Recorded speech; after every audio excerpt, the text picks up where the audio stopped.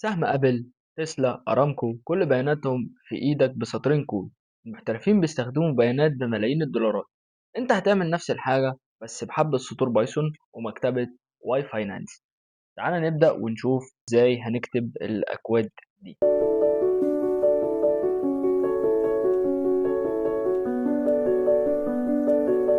أول حاجة يا شباب المفروض نكون منزلين مكتبة واي فاينانس. وعشان تنزل مكتبة واي فاينانس هي أنت بس من التيرمينال وهتكتب بيب انستول واي فاينانس بالشكل ده كده.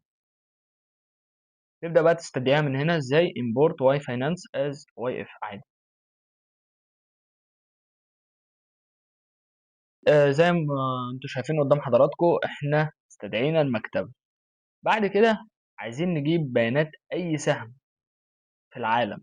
عايزين بيانات الاسهم دي كلها تكون بين ايدينا في جدول. يعني مش عايزين نشوف اللاينز اللي طالعة واللاينز اللي نازلة واحمر واخضر والكلام ده. عايزين نشوف الكلام في جدول. نجيب البيانات دي ازاي؟ طب تعالى نشوف. وليكن هسمي الجدول عندي دي اف. وبعد كده انا عايز استدعي اي سهم، فانا هستدعيه بحاجه اسمها تيكر. التيكر ده ابل مثلا لها تيكر اي اي بي ال، يعني ابل اي اي بي ال.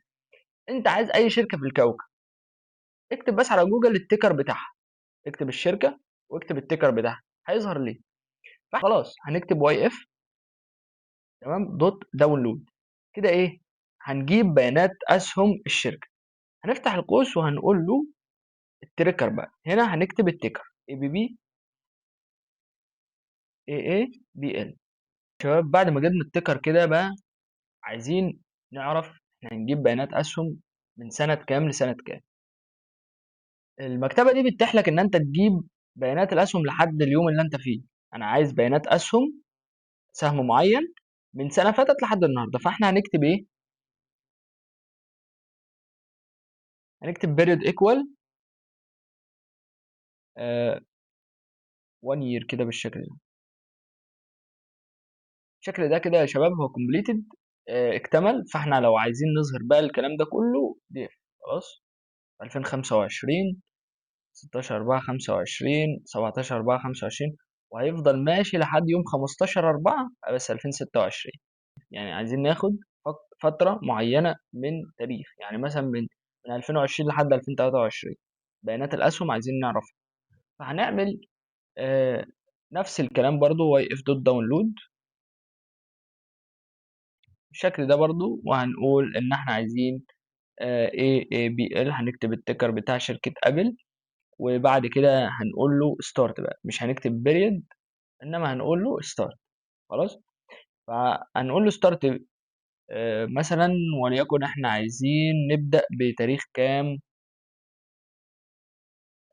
وليكن 2000. نكتب التاريخ بالصيغة دي 2000 1/1 2025. تمام. نكتبه بالصيغة دي end. عايزين ننهي بتاريخ تمام. لا تعالى كده خلي ديت 26. وخلي التاريخ ده مش 1/12، هنخليه مثلا 1/1 2026. تمام 1/1 2026. هنرن الكود.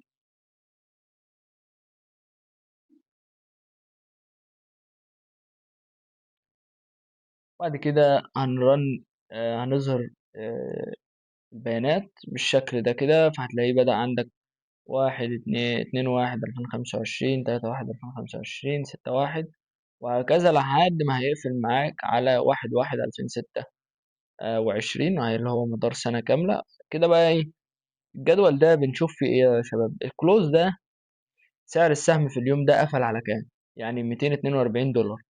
يعني يوم 2/1 سعر السهم بتاع شركة ابل كان 242، قفل على 242. طب ايه الهاي؟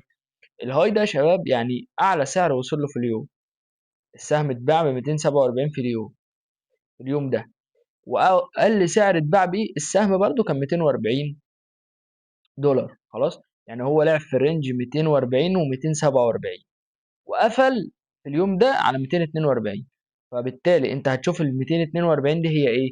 هي الاوبن بتاعت اليوم اللي بعده. خلاص. الكلوز بتاعت اليوم النهارده هي الاوبن بتاعت اليوم بتاع بكره. خلاص فهمنا الاوبن والكلوز والهاي واللو. طب الفوليوم ده ايه؟ ده حجم التداول. حجم التداول في اليوم ده. والله هو ممكن اليوم ده اتباع فيه 5 مليون سهم، 10 مليون سهم،